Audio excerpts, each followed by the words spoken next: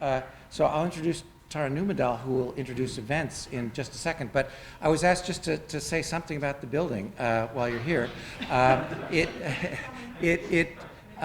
The short story is that this is named after Anne Marie Brown because when she died, her husband, who was Colonel Hawkins, who was a colonel in the U.S. Army, head of the Zouaves, which was a regiment in the American Civil War out of New York. Some of the uniforms are in a corner of over here. And they had a partnership to collect art and books, incunables. They were trying to collect a sample of every printer's work printed in Europe before 1500. And they did a lot of that. And those books were once shelved on the shelves in the next room. They're now in the Hay Library at Brown University. This, after her death then, she and Colonel Hawkins are buried in the basement, and through the door at the back, you can see their tombs, their memorials. So this was built as a memorial to her and to then him after his death by him, and to house their collection to help uplift the culture of Americans, especially in Providence.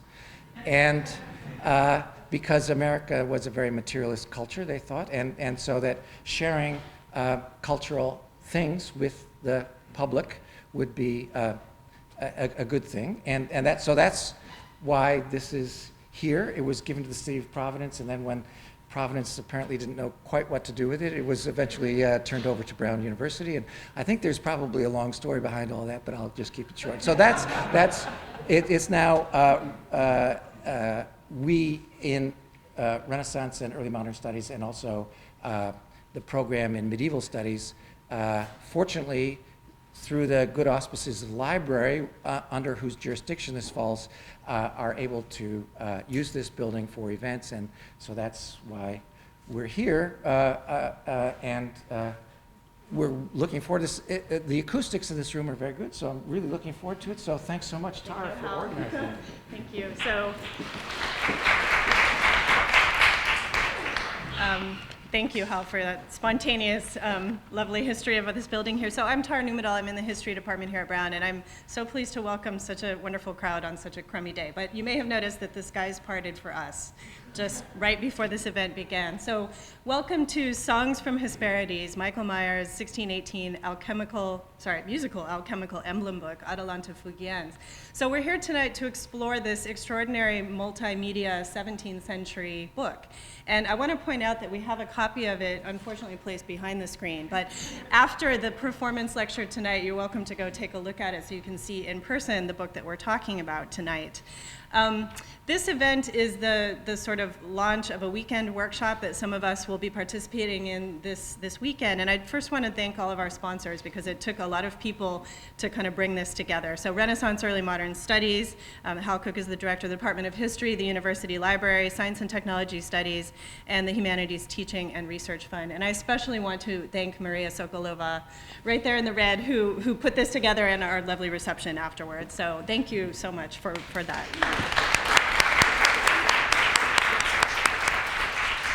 So I'm going to keep this introduction short because I could go on at length about everyone who is speaking and singing tonight. They're all, I would emphasize, practitioners and performers in various ways, or scholars as well. The first is the solo voice ensemble Les Canards Chantants, or the Singing Ducks, who are directed by Robin Beer and Graham Beer. And they're known for their efforts to kind of find and bring to life little-known Renaissance music, and for their kind of innovative presentations, and I think we will see an example of that tonight. They're very creative way of bringing this music to life to us here in the 21st century. They've also collaborated quite a bit with historians, and you can, after tonight, you can Google Flash Mob and Les Canards Chantants, and you'll find an event that they did at Hardwick Hall in England with the Eglantine Tables some years ago. So again, the directors Robin Beer and Graham Beer. And tonight we also have Molly Netter, soprano, and Jacob Perry, tenor, with us this evening. Donna Billock she will not be singing, but she will be speaking tonight. And she is a historian of science. She's currently a postdoctoral fellow at Columbia, working with the Making and Knowing Project. And we also have an undergraduate student from Columbia, Ridge Montes, tonight as well. Have I covered everybody? I think I've got everybody. It's sort of an evolving cast. So I cannot tell you how thrilled I am to have all of these people here. And I'm so delighted for such a great crowd. So thank you for coming.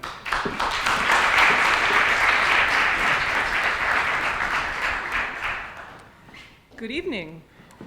For the next 90 minutes, we will immerse ourselves in Michael Myers' 1618 musical alchemical emblem book, Atalanta Fugiens. Before we enter into Myers' music, however, there are three things you need to know. The first is a definition, the next is a story, and the third is a metaphor. And together, these three things form the narrative thread that binds together Myers' book and the role of the music within it. We will begin with that definition. Oh, I guess that's me on. Hi. Thank you all so much for coming here this evening. It's such a pleasure to be here at Brown and with all of my esteemed colleagues and new friends. So, alchemy. Everything you know, have heard from Harry Potter is exciting and fun and wonderful, and set it to one side for the moment. Alchemy was, in our period, in the 16th and 17th century, it was the art of transformations, the art of transmutations, and this was effected through fire. Fire is the alchemist's tool of transformation. And alchemy was understood as the art of taking matter from one form and through this process of distillation, transmuting the matter into a very different property. For example, if one were to make glue from a horse's hoof, this is a very mundane form of alchemical transformation. You're taking organic matter in one substance and transforming it, transmuting it into another property that has totally different applications. There were industrial applications to alchemy. Alchemy was used in mining and metallurgy. It was used in the perfume, soap, and textile dyeing industries. There's also, alchemy was used in medicine to make chemical medicines. And there's also the pursuit of the philosopher's stone, and that's what I would like to focus on this, That's what I would like to focus on this evening, is this discussion about what is the philosopher's stone. To begin with, in the pharmaceutical lexicon, lapis means a stone, as in a lozenge that was a type of medicament that was boiled down into a lozenge-like hardness. So we're talking about matter that was, through a series of alchemical laboratory stages, reduced into some sort of stone-like matter. Now, the philosopher's stone was understood to be attainable through an alchemical laboratory process that involved, Michael Myers has subscribed to, a 7-stage alchemical laboratory process that begins with calcination and goes through distillation and coagulation and other such processes up until the final one, which was tincture.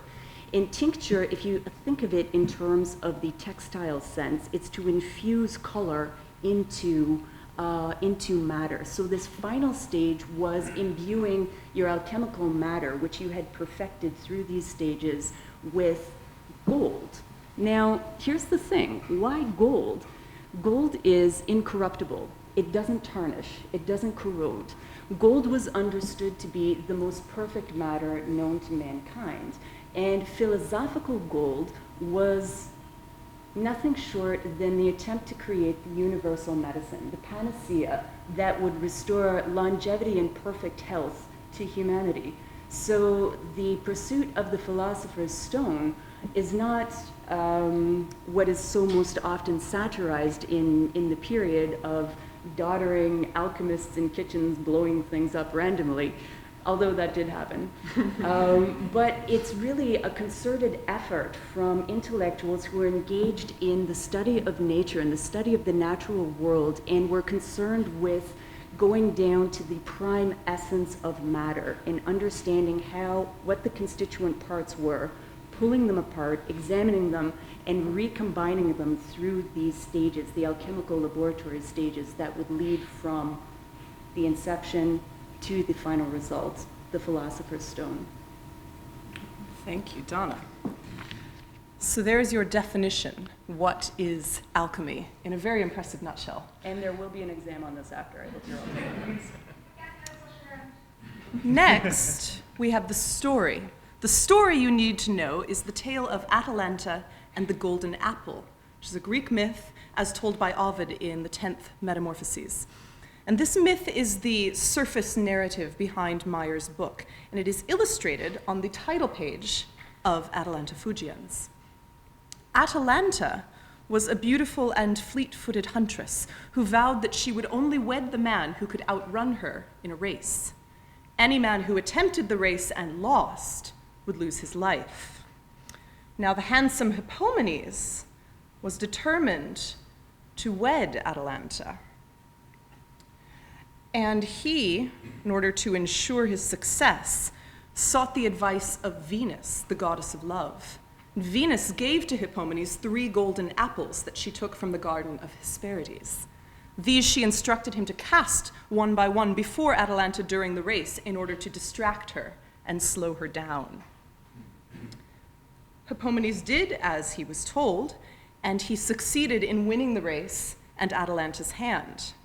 However, the lovers in their bliss neglected to give proper thanks to Venus for her help in bringing them together. Enraged, she filled them with overpowering lust as they were passing by the temple of Cybele, the great mother goddess, and they profaned that temple with their copulation, as you could see.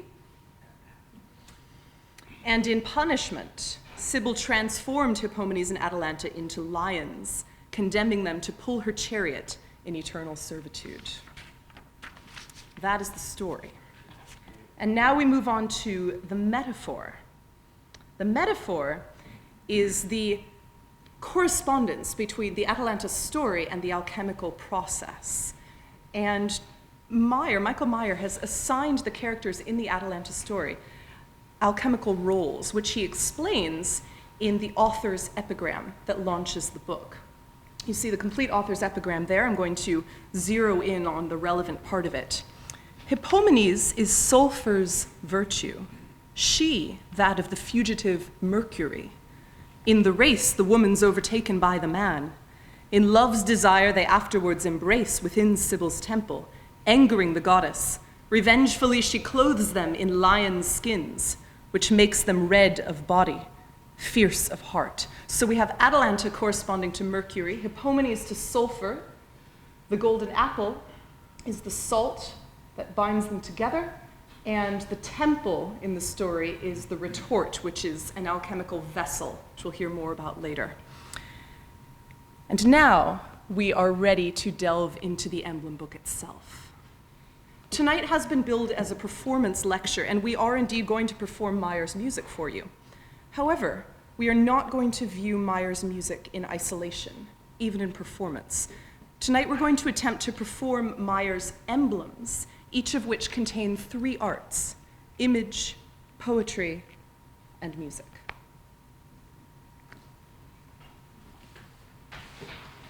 La pronai sobolem non novit, nemore melam, quae fert fama vetus, quae iovenata fuit. Whitewash Latona and rip up the books. That's the motto. Yes. And then the first. The epigram reads, "Nobody knows the twin offspring of Leto, which were sired by Jove, as the old story goes. Some say that this offspring is the light of the sun mixed with the moon, whose face has black spots. Therefore, see to it that you whiten Latona, condemn and rip up the books which are giving ambiguity, and let there not be delay." And this is how it sounds. La pronai sobolem non novit, nemore melam, quae fert fama vetus, quae iovenate fuit. Hanc alii tradunt cum luna lumina solis, mixta negrae qui sint in facie maculae. Laton ergo pares ab vescere damner quedantes, ambiguos ad sit nec mora rumpe libros. That's right. Rompita those libros. So we've just taken you through how to read an epigram, which is what, how to read an emblem, which is what you are faced with here on the right-hand side of the page. When you open up the Atalanta, you see on the left-hand side there's music scored for 3 voices. On the right-hand side, we see this textual interplay between text and image, which is the essential construct of an emblem. This is an emblem book. And you read it in descending order, much like a scroll, through the motto, which we took you through, which we introduced you to the image, to the epigram. And you apprehend the innermost meaning of what the author is trying to convey through this interplay of text and image, through a shared literary corpus. The author has embedded keys and clues, both visually and textually, for the reader to apprehend, because there's a presumption that you're both reading from the same shared corpus of books. And in Meyer's case, he draws very heavily, very thoroughly on contemporary alchemical literature. So let's focus a bit on this allegorical image. What we see here is a distillation, a visual distillation of both the motto and the epigram.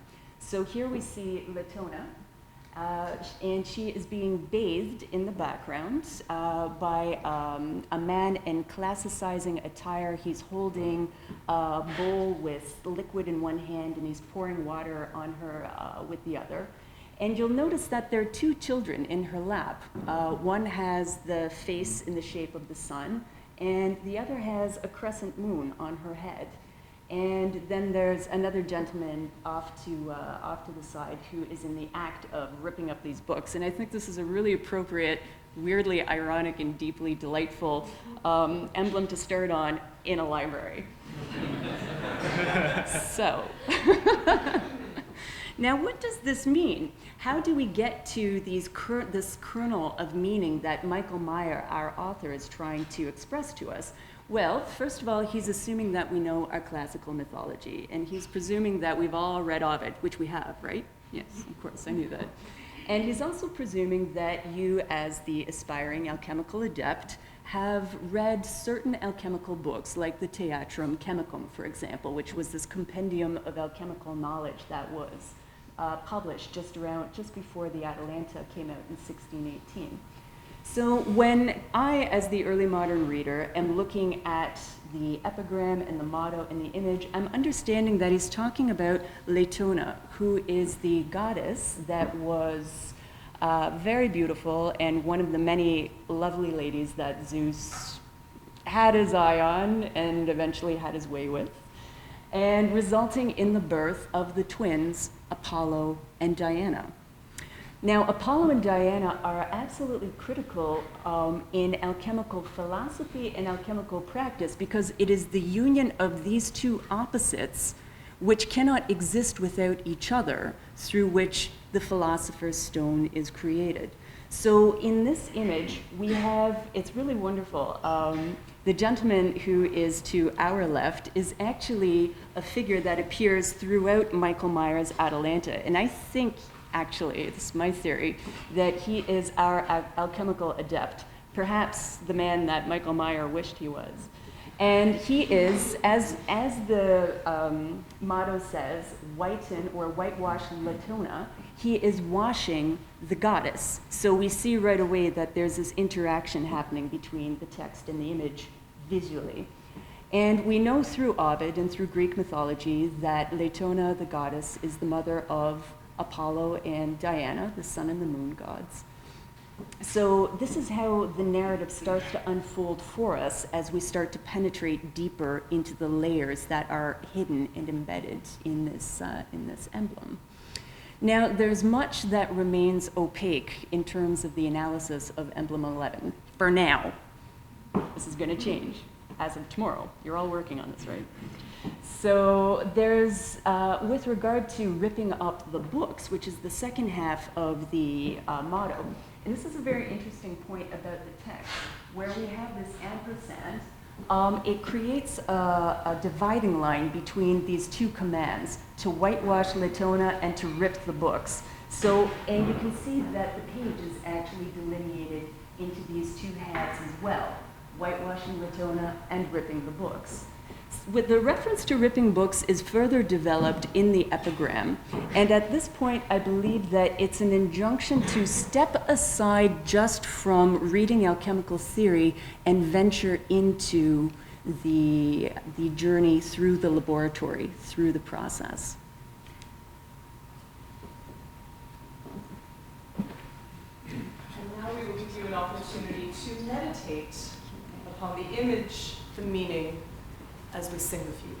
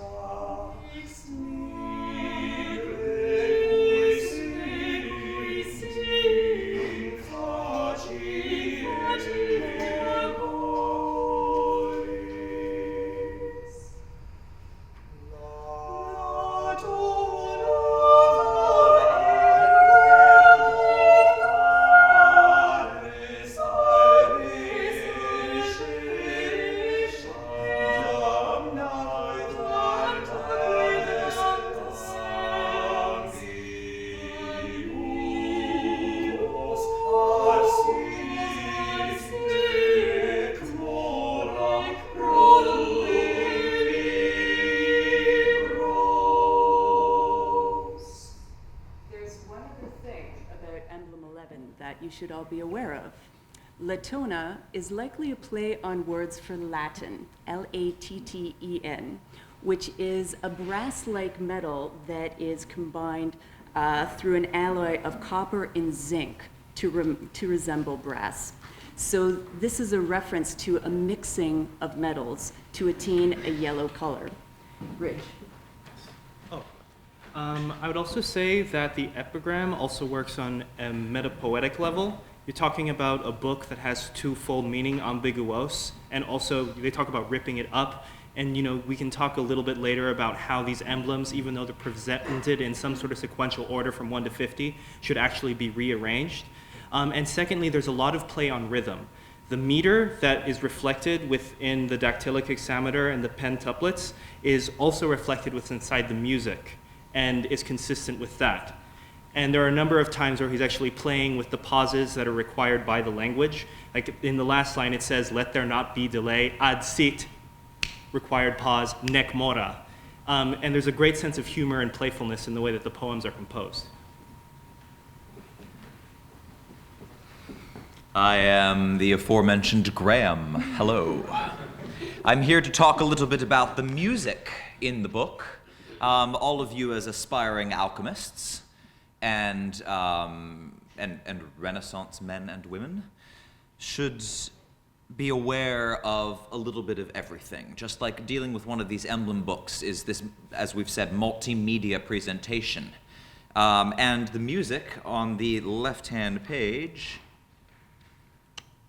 there it is laid out very much in a block like the image across from it, which is an interesting reflection of sorts to go along with the emblem. And the epigram that you saw and read down here is, of course, the lyrics that we were singing to the music. Now, the music Meyer provided for these emblems, for those of you who perhaps have not studied music the amount you should as a good alchemist, have several defining characteristics that I will introduce now. It is set for 3 voices, representing the 3 characters in both the Atalanta story and the alchemical Tria Prima. Atalanta representing fleet-footed Mercury, Hippomenes representing sulfur, and the golden apple, as you heard, representing salt. As the author states in the epigram, his muse told him to use musical fugues, a particular form of music, in, you guessed it, 3 parts. This from the author's epigram at the beginning of the book. That this race should be shown in truest form, my muse has given 3-voiced fugues to me. One remains simple, the delaying fruit. The second flees, the third voice follows it, very much like the race. There are also, of course, 3 verses to each piece of music. Let us start with the apple. One remains simple, the delaying fruit. Although the foot race between the other 2 parts changes throughout the book, the music for the apple remains constant in every emblem. Consistent, the same tune. It is a melody in slow motion that serves as a foundation for the other parts, something that music theorists call a cantus firmus, or fixed voice. In Germany, they call this voice part Kartoffeln, because the larger note values look like a row of potatoes. For our purposes, we will call them apples. You can pick them out down below. You can't see quite as well here, but there will be black notes and hollow notes with stems on them and hollow notes without stems on them. Most in the bottom voice there, the bottom 2 lines you see, are hollow notes, kind of like a potato or an apple. Commonly in history, composers have borrowed pre-existing melodies to serve as cantus firmus, and Meyer is no exception. The melody here is lifted from one of the popular settings of the Mass, the Latin Mass. It's the Christe from the middle section of the Kyrie Cuncti Potens Genitor Deus. So to give you a little taste of this, the Christe is in brackets there. Meyer adjusts it ever so slightly, but Christe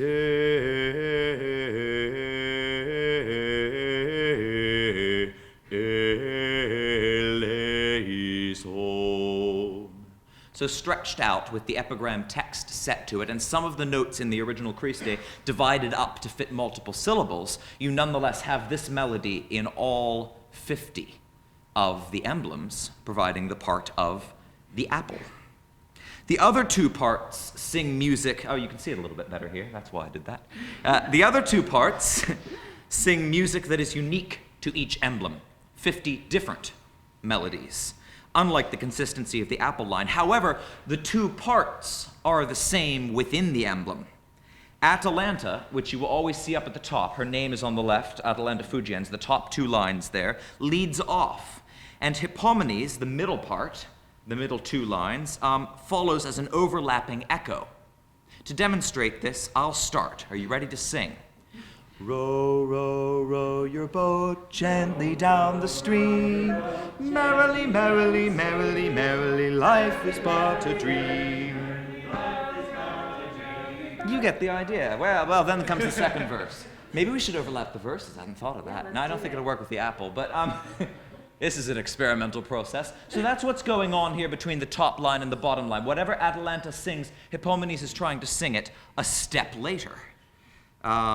This is not quite a fugue in the sense of the genre familiar to music theorists from the Baroque period, where you have the voices enter a particular interval apart and behaving a particular way. It's more complex.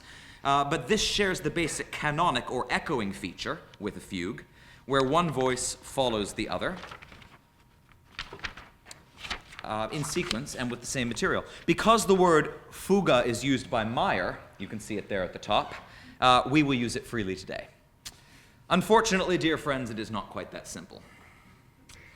Sometimes you get the fugue like we did just while we were rowing our boats there.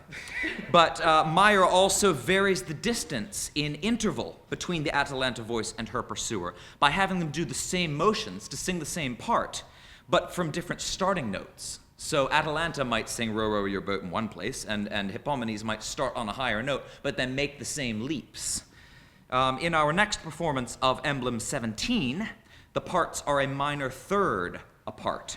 Here is how that would sound with our prior example. Robin, would you stand, please? In order to avoid an unpleasant sound, we will adjust the familiar rowboat into the minor key.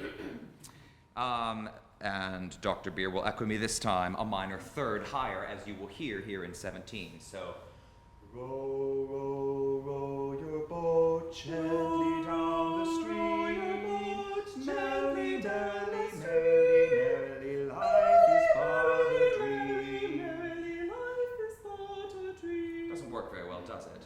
And there's part of the challenge of composing canons, is can you write something that's going to sound good in echo with itself at whatever rule that you've chosen? Row, row, row your boat was designed as a unison canon and doesn't work terribly well at the different intervals. So you can see there's a lot going on. Since you have 3 verses coming up, I'm going to ask Donna to come over, and it's the right-hand arrow button, which took me a while to figure out on this computer. And as we do each verse, we're going to not sing the words except for the part I would like you to follow. I'm going to challenge you. We'll do the epigram first, but when we get to it, I'll just say this again from over there. So shall I just advance the slide? So go ahead and jump ahead, and then you'll just have to follow. All right, Ridge, Okay, so you'd like the... let's do the dedication? motto. Let's start the motto. All right, so we're beginning with the motto. Orbita quadruplex hoc regit ignis opus. The fourfold wheel of fire reigns over this work.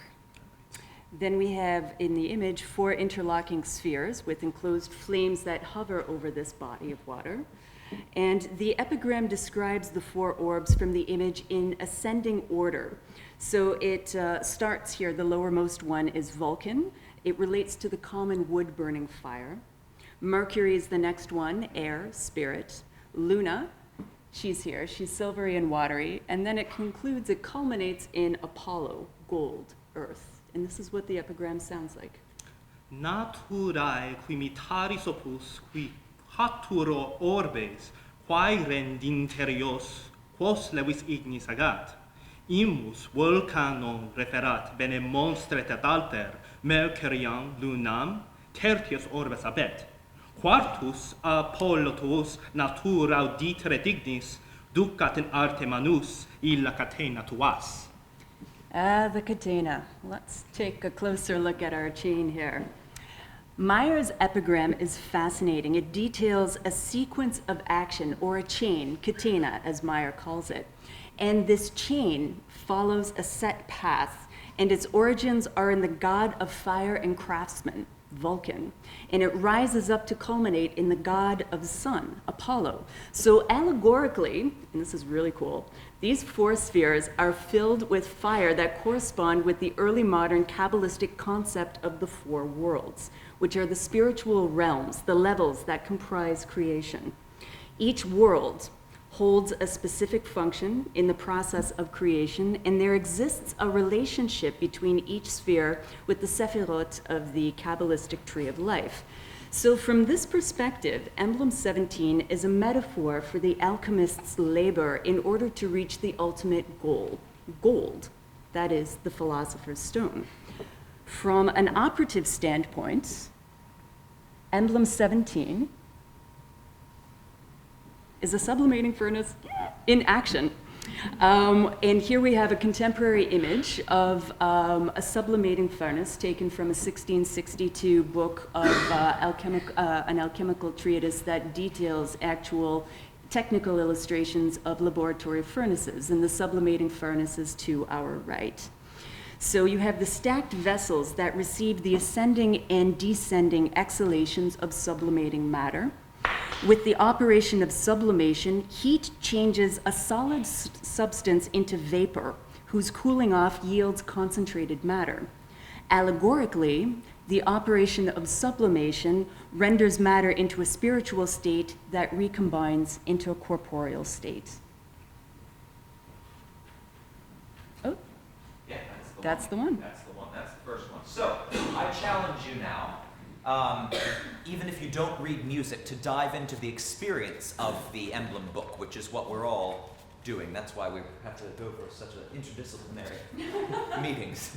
No longer can find that in one person as easily. So, the first verse, I will sing the part of the apple. And if you want to try to follow along with the little apples down here, some of them have stems, some of them don't, but see if you can't keep up roughly with me. And when we get to the end of that, on the second verse, you only have the words for the first verse printed here, but on the second verse, try to follow along. The bracket will move up, and see if you can't keep up with Atalanta, who is being sung by Robin. And then when we sing the third verse, Molly will take over the text, and we will not sing the text, and it will hopefully be easy to follow these middle two lines and see how the echo is working with the first line. So just use this one to try to grapple with the musical aspects a little bit, if you would. And just to make it even more fun, we have an attribute for our Cantus Firmus line. Now you'll notice, please accept our apologies that the apple is green. We're in the process of applying for additional grant money to fund this project, and if it comes through, we will be sure to acquire a golden apple.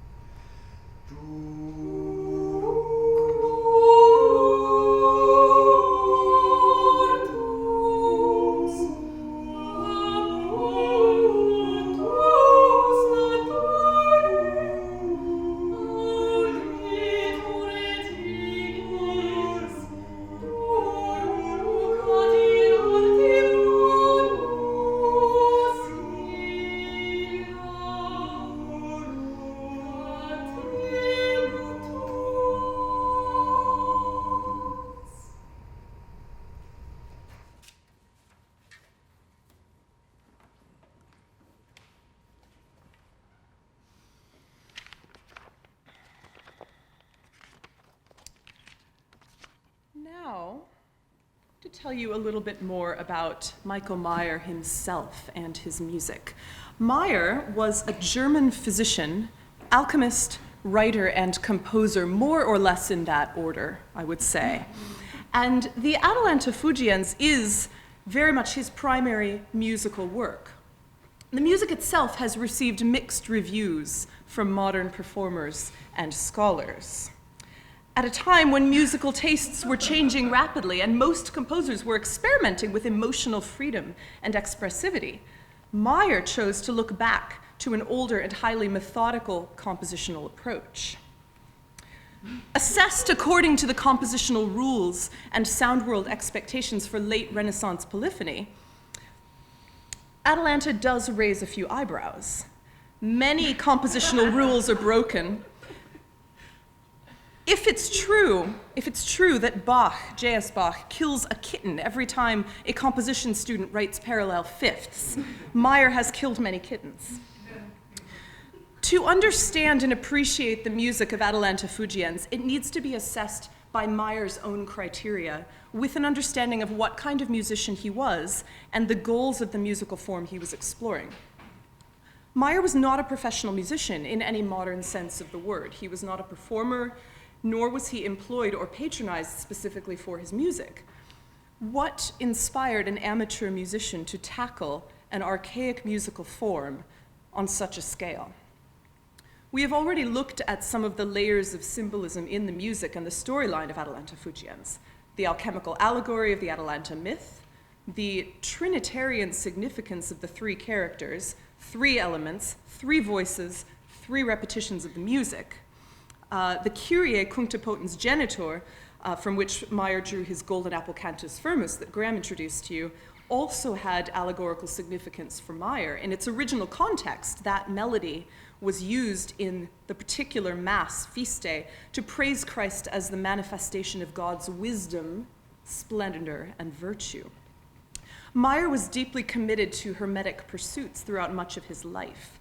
He worked as a physician in celebrated centers for Hermetic intellectual activity, including the court of Emperor Rudolf II in Prague, if you're keeping score. He was a prolific author. He published some 20 books on Hermetic philosophy, and many of those do explore musical topics, in particular the musical symbolism of the planets, i.e. the harmony of the spheres, animals, and Greek mythology, as we see in the Atalanta Fugiens. And his travels took him to many other parts of the world where that sort of material was important. He went to England in 1612, where he met Robert Fludd and became closely involved with the Rosicrucian Brotherhood. In light of all of this, his choice of the compositional form of the polyphonic canon on a cantus firmus was clearly in service to his larger interests in his life and the symbolic needs of his multimedia concept for the Atalanta Fugiens. You might be interested to know that Mayr was far from the only musician to experiment with a series of 2-part canons over a cantus firmus. Many such collections were published in England around the turn of the 17th century. These collections were called Waies, spelled W-A-I-E-S, and they seem to have been in use in part as a system for practicing polyphonic composition. The name Waies was derived from the deliberate exploration of the variety of ways that a particular compositional idea could be executed. During his time in England, Mayr undoubtedly encountered some examples of English ways. How do we know this? It turns out that only 10 of the 50 canons in the Atalanta Fugiens are original compositions by Michael Mayr. That almost gave me a heart attack when I found that out. Musicologist Dr. Lauren Ludwig, whom you will meet tomorrow, those of you that are participating in the workshop, recently made the fascinating discovery that 40 of Mayr's 50 fugues are actually copied from a collection of ways by English composer John Farmer. Published in 1591, Mayr did not copy Farmer verbatim. He manipulated Farmer's canons in a variety of ways. Here, we have Farmer's Way, number 33, from this 1591 collection. And the plain song, or the cantus firmus, is written in a C2 clef. It's the highest part in this particular canon. It begins on A above middle C. The first of the 2 canonic voices is the next one down on the page. It's also a C2 clef. It begins on A below middle C. And the final voice, the second canonic voice, is the lowest part. It's a tenor part, C4 clef, starts on C below middle C. And here we have alongside it Mayr's fugue number 40. The parallels, when you're just glancing at this, are not immediately obvious to the eye, especially if you're not accustomed to reading early 17th century notation. However, with the parts rearranged somewhat, it becomes a little bit easier to see. So here I've lined up Farmer's plain song with Mayr's, just the first line of it. Mayr's cantus firmus is the same melody as Farmer's, but he has moved it to the alto clef and changed a few of the rhythmic values to fit the scansion of his epigram.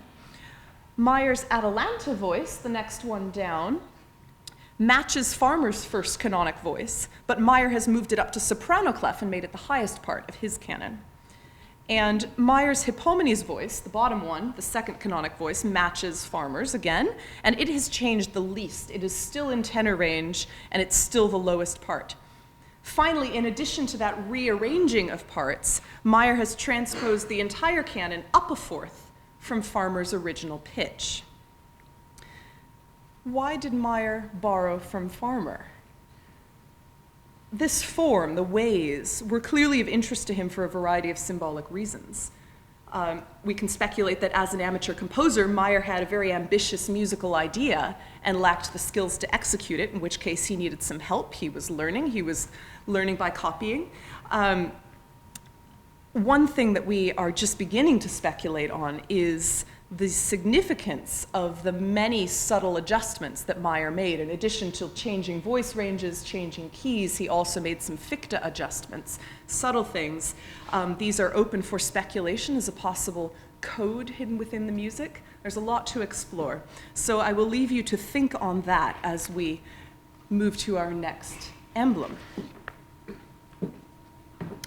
Emblem 27. Ridge. Qui rosarium intrare conator philosophicum absque clave, assimilator omni ambulari valenti absque pedibus.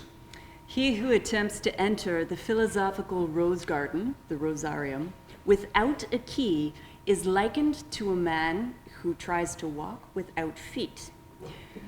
The image very clearly encapsulates this idea. The epigram, I'll read for you, and then, Ridge, why don't you let us know how it sounds? Absolutely. The rose bed is luxuriant with the manifold blossom of wisdom, and the door is always solidly shut with locks. The only key to it in the world is considered a vile thing. And without this, you undertake a path without legs. You undertake in vain to scale the rugged heights of Parnassus, you who scarcely are strong enough to stabilize yourself even upon flat ground. Luxuriat Sophiae diverso flore rosetum, semper et as firmis, janua clausa feris. Unica qui clavis res vilis abebatur in orbe, axin et tu carpis, pruribus absque viam. Parnas in non conaris ad ardua qui vis in plano valeas te stabilire solo. This is a really interesting image to focus upon and contemplate upon.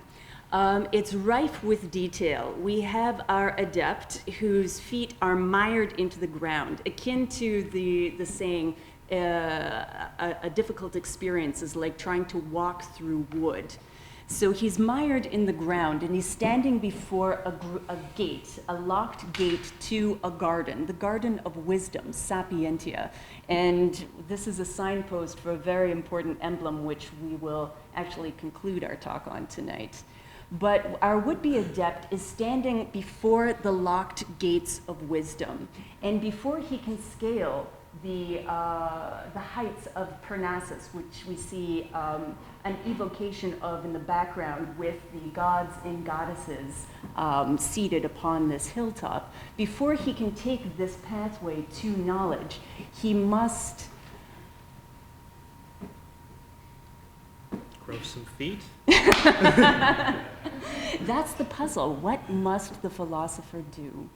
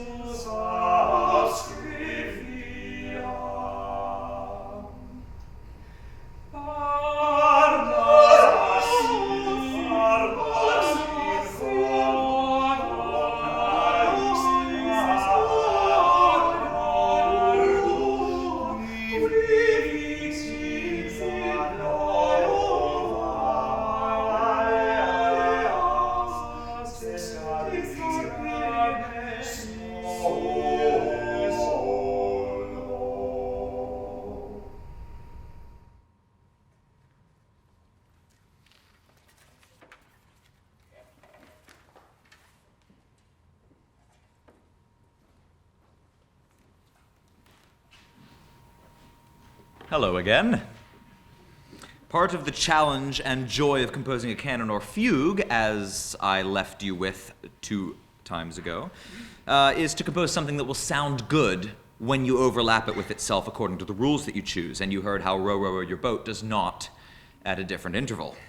It becomes even more of a challenge to do this at various distances. There are some distances of transposition that music theorists suggest you just shouldn't really try. There are 8 scale degrees that you can choose between in the diatonic octave, 8, of a Western classical scale, and among Mayer's and Farmer's fugues, all 8 are attempted at these basic distances, several of them many times, obviously. Music historians have not been, as Robin shared with you, terribly impressed by his success rate, particularly with some of the more difficult intervals. The first 40 fugues employ a simple echo effect, as we have demonstrated, although at the various distances of transposition. But there are various other types of canonic games that you can play.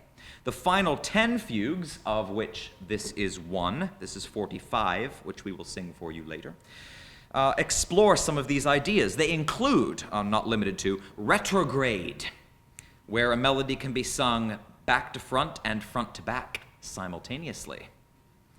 Or proportion, where one voice uses the same music as the other voice, but twice as fast or twice as slow as the original, or various speeds in between if you want to get really complex about it. And inversion, where every interval a melody leaps up or down is mirrored by the canonic part leaping down or up the same distance around a note that's chosen as the reflection point. Our next performance is of the inversion type that I just mentioned, a mirror canon that seems appropriate to illustrate the image, the idea of the sun and the moon, with the moon being reflected light. I mentioned the joy of the challenge of writing a fugue, but the puzzle is also something that the performer ought to share in. With the canon, you only need to write the part once, so long as you provide a set of instructions of how the second part behave. And throughout most of music history, this is how canons are written out. You look at the page and you think it's a simple one-voice piece, and then you read the little instructions below and it explains when the second voice is to enter, how many steps above, how many beats behind, and that sort of thing. And for the enjoyment and the engagement of the performer, I might think that following that typical rule, Hippomenes should be reading Atalanta's part and following a set of instructions. In that case, start 2 beats later and a minor third above. Flemish Renaissance composers particularly love these puzzles. The composer Johannes Ockeghem wrote many puzzles like that into his pieces, and particularly he wrote one canon in an unparalleled 36 different parts. It's actually 4 times 9 canons. It's a 4-part piece. You only see 4 parts written out in the manuscript, but each part echoes itself 9 times before the next one comes in. The original printed music, only providing the first 4 parts along with the instructions, is part of the puzzle for the performer, not just Ockeghem's brain. Mayer and his printer, and as you could see in the example that Robin put up of Farmer's original, it goes the same for Farmer, and perhaps this was part of the English ways. I will leave Dr. Ludwig to talk about that. He's chosen to remove this performative aspect and provide Hippomenes not with a game, but with a solution. This does create a nice symmetry on the page, as I pointed out to begin with. The epigram and the music take up a nice little box that match across from the engraving, but it does seem to defeat what one might expect Mayer to see as part of the puzzle to this puzzle book. Using the example of Fugue 45, perhaps you can see that the text of the top line is upside down. By standing on your head and inserting the correct clef at the beginning, you could read Hippomenes' part. Admittedly, you would have to read from right to left rather than left to right, and the text would be above the music and the words in reverse order. But that process, while intriguing, actually undoes the mirror effect and makes them identical. So back to square one, the simplest canon at the unison, row, row, row your boat, which is not what he intended here. And actually, that doesn't work at all. It's not written to work as a canon at the unison, and it sounds terrible. We can demonstrate later if you buy us enough drinks. Clearly, Mayer wasn't hiding a canon at the unison in the guise of what looks like a mirror canon. It's composed to function harmonically in the way that he's written it out as a mirror canon. And the upside-down words then become a bit of an annoyance. I submit that it would be more interesting for us, the readers, if he had only written out one part with the instructions. As an aside, Atalanta sings first, as she does in the fugues, and Hippomenes follows, but the printer presents the Atalanta voice as the upside-down one, as the reflection of Hippomenes, the moon reflecting the sun's light. So while Hippomenes follows Atalanta in time, as should be, on the page it appears that Atalanta is the reflection or derivative of the Hippomenes part. One last little thought that just occurred to me, perhaps with the upside-down text, enterprising alchemists might look at the image while standing on their head. Now to hear the epigram for number 45. Thank you, Graham. And Graham's exposition wonderfully articulates another element to the Atalanta Fugiens, this most remarkable, extraordinary alchemical emblem book. How the music also interplays with the emblem, with the textual and visual elements. So as Graham took us through and walked us through the music, how it's written to evoke this reflection of the sun casting a shadow, so does the image describe. And the motto reads, "The sun and his shadow accomplish their task." Sol et eos umbra perficiunt opus. And the epigram reads, "The sun, the bright torch of the pole, does not pierce through dense bodies. Hence, shadow remains in places that are opposed to the sun. She," meaning the shadow, "is more dark than all things, but nevertheless she brings many things that are convenient for use to astronomers. The sun gave many gifts to the sages, and his shadow completeth the work of his gold-bearing art." Sol, fax clara polli, non copra densa penetrat, hinc illa adversis partibus umbra manet. Vilior haec rebus quam ves est omnibus usu ad tamen astronomis commoda multa tulit. Plura sophies sed dona dedit sol eius et umbra auriferae coniam perfecit artis opus.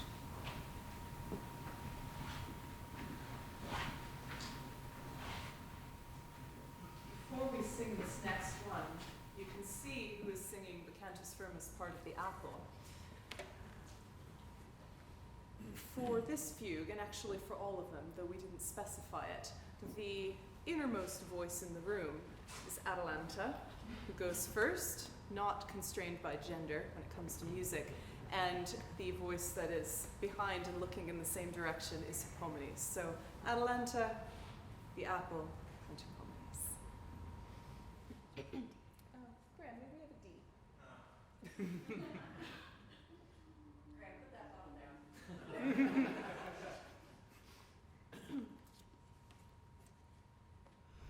Sol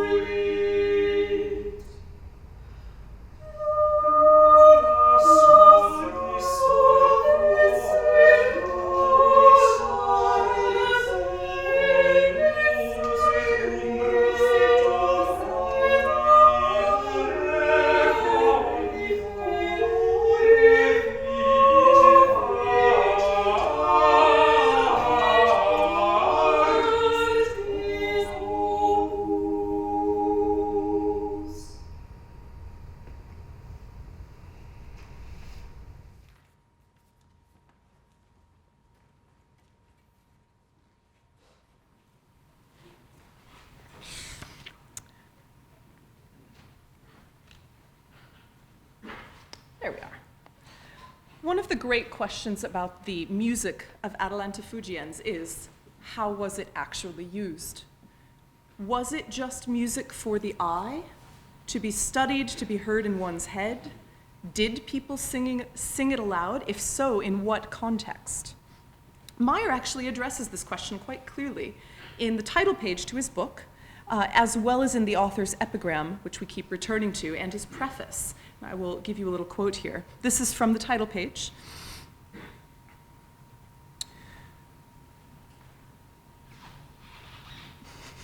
Here we are. So, Atalanta Fleeing, epigrams and notes attached partly for the ears and the soul's recreation, with more or less 50 musical fugues and 3 voices, of which 2 are set to a simple melody suitable for singing the couplets, to be looked at, read, meditated, understood, weighed, sung, and listened to, not without a certain pleasure. The author's epigram further says, these emblems are exposed to ear and eye. To me, these words make it very clear that Meyer did expect his canons to be sung. That leaves the question, in what context? Did this book belong in a laboratory to be sung as the mystical component of a genuine chemical undertaking? Or did this book belong in the drawing room to be sung for pleasure and a challenge as a parlor game? It has been argued off and on that this music was likely not performed in the modern sense, and possibly not even sung aloud. Some of the arguments against it being sung include the quality of the music, the difficulty of the music, its chromaticism, its strangeness, the many errors in the printing, and even the logistics of the book. It's a very small book. It looks to modern eyes as something that would be difficult for a group of singers to sing out of.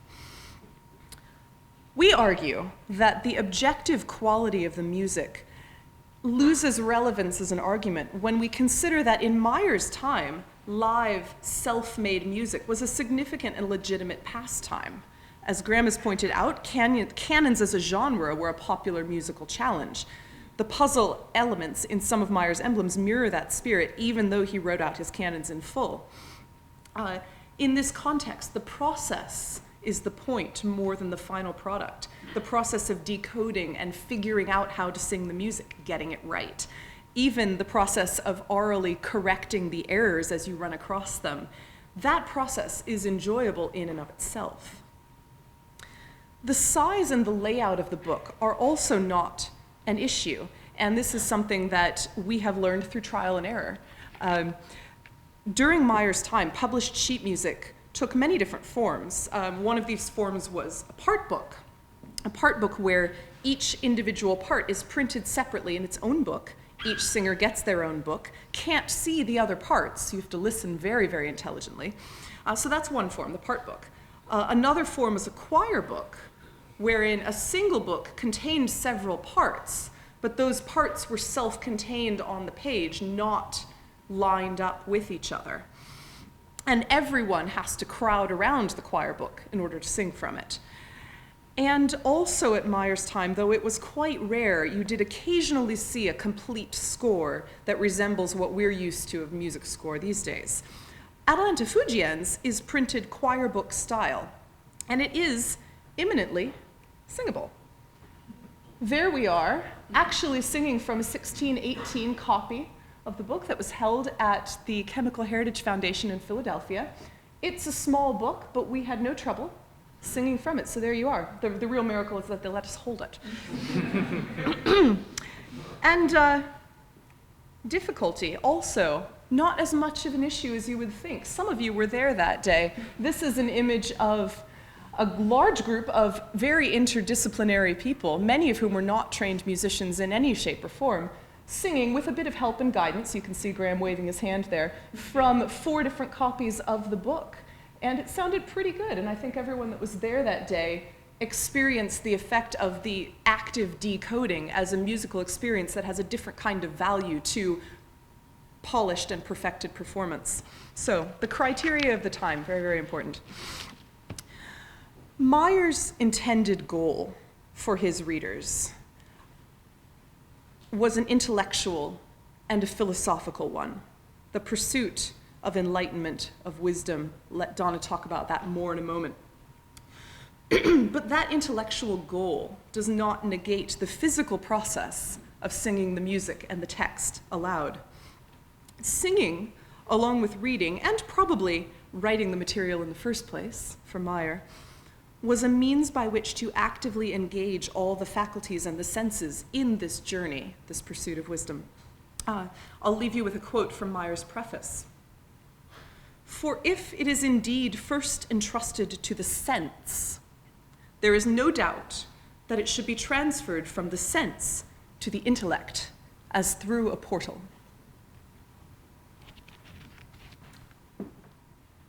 And speaking of portals, tonight's performance lecture comes to a conclusion with Emblem 26, introducing Lady Sapientia. Emblem 26 is, in my view, according to my analysis of this book, the keystone to Meyer's entire alchemical program. Sapientia sits in the center of the book. She, literally and figuratively, of the 50 emblems, she is right in the center, and she acts as a fulcrum between the beginning of your alchemical journey and its conclusion. I'm going to use Sapientia as a way to set up what is going to unfold over the course of the next 2 days at our workshop here at Brown. So I'm just going to signpost a few key elements and then perhaps leave you hanging and hankering for more about how Sapientia is our portal into a conceptual reconfiguration of the book into a math puzzle. So let's start with the motto. Would you like me to start in the Latin? Go for it. Sapientiae humanae fructus lignum vitae est. The fruit of human wisdom is the wood of life. And the epigram reads, Maior in humanis non est sapientia rebus, quamquae divitiae vitaque sano venit. Dextra salubre tenit spaciosi tempores aevam, ilias ad cumulos, laeva recondito pam. Sic ad anc ratione manus ac ceseret ili, vitae fructus in ac arboris instarerit. There is no greater wisdom in human affairs than the manner in which wealth and health arise. Her right hand holds salubrious length of years. Her left hand conceals heaps of wealth. If anyone would approach her with hand and reason, she will be for him like the tree of life. So let's take a look at what this tree of life reference leads us to. Sapientia is holding in her hand, you can see 2 banderoles, and they are 2 halves from a very particular source, Proverbs 3:18. And in her right hand, as I orient myself, her right hand is upturned to receive the Empyrean light, and her left hand is downturned, and you can see how this banderole connects with the roots of this tree that's referenced here in the motto and further explored in the epigram. The right hand banderole reads length of days and health, and the one in her left hand reads glory and infinite riches. This is very important. Proverbs 3:16 is very critical for understanding Sapientia and her role in Meyer's alchemical program as the key to wisdom. Because you'll notice that Sapientia stands before us as a woman. Woman is the personification of wisdom. Well, that's obvious, but there's also a grammatical reason for it too. Wisdom in both Hebrew, Greek, and Latin is in the feminine gender. It's a feminine noun. Now, what I'd like to draw your attention to is the fact that Sapientia is wearing a crown, and also that in her 2 hands she holds these 2 halves about wisdom from Proverbs 3:16. This is indicative of the Kabbalistic relationship that Meyer's work also draws into play. For Sapientia's crown represents the top sephirot in the Kabbalistic tree of life, Keter, which means crown. Her hand holds Chokhmah, understanding, and Binah, wisdom. So Sapientia stands before us representative of the top triad of the Kabbalistic tree of life. So Sapientia is also our portal into understanding Michael Myers' Atalantafugians as alchemy being the true path to wisdom. You'll notice that she stands in the middle of the book, in the center of a path, and the image in the epigram are expressive of one's journey, that we are in the center point of one's journey.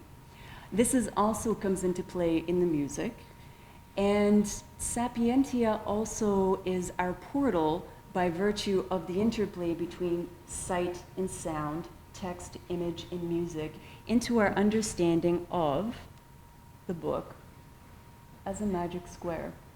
She takes us, our analysis and understanding, our apprehension of the clues and keys that Michael Meyer has embedded throughout the book, but really signposts through all of his descriptors around wisdom and the tree of life and Sapientia in Emblem 26. She is our bridge between the surface version of reading through Atalanta in this linear sequential 1 to 50 format to understanding that the book conceptually reconfigures into a magic square. Now that's the cliffhanger. To find out what the heck I'm talking about, you actually have to attend the workshop tomorrow morning. So the book is a secret. The book contains a secret. Sapientia holds the secret to understanding and unlocking what the book contains. And understanding how to play the game, understanding how the book conceptually reconfigures from a sequential 1 to 50 read into a 7 by 7 magic square is really what we're going to be exploring over the next 2 days here at Brown. And perhaps we'd like to hear how it sounds.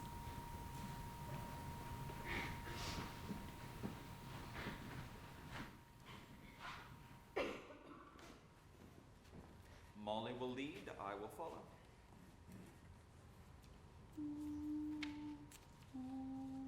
Sorry. We've got a B flat humming in the room, so.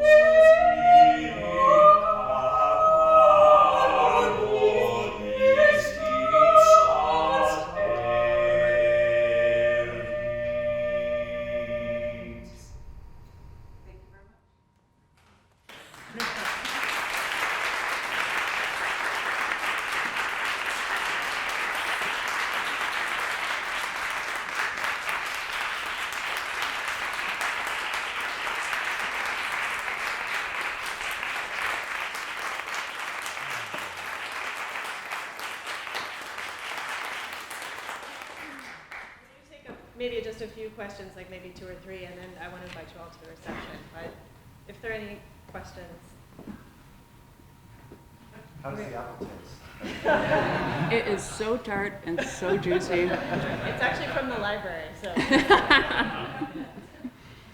So we conceived of this evening's event as bookends to the Brown Workshop.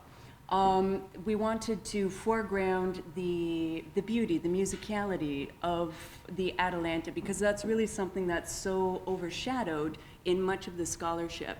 And it's very difficult to hear how the book sounds, which is 50% of the experience. So we wanted to get you hooked, as it were, on the beauty of Atalanta and how it sounds. Tomorrow morning, I'm going to give an Atalanta 101 that takes us into sort of the greatest hits of what's going on. Not the greatest hits, excuse me, the music in the head. Emblem 26, it was top of the charts in 1618. But I basically want to go through the 3 or 4 very fundamental keys that the author gives us in order to understand how this book does this conceptual morph from a physical object into an intellectual puzzle in which a whole new realm of pairings come together, and you get to experience and read the book in a completely different way through the portal of Sapientia taking us into the book as a math puzzle, so understanding how it's a game. So we're really bookending each other. Robin and Les Canards Chantants are treating the book through the sense of sound. I'm going to be treating the book through the sense of sight, and then we're turning it loose to all of you to see how you want to experience the book and what kinds of questions you have and how you would conceive of in visualizing this in a digital environment, because really that's where all of this is headed to. Lucky us. We're going to be embarking upon a digital edition here at through Brown University of the Atalantafugians, and having it in a digital environment will enable people today to be able to play the book and experience it in the way that is faithful to the author's original intentions 400 years ago. And that is the beauty and the power of the digital realm. This ability to elide past and present and bring it together into this amazing moment that we can experience. So I think maybe we should leave it there with that. And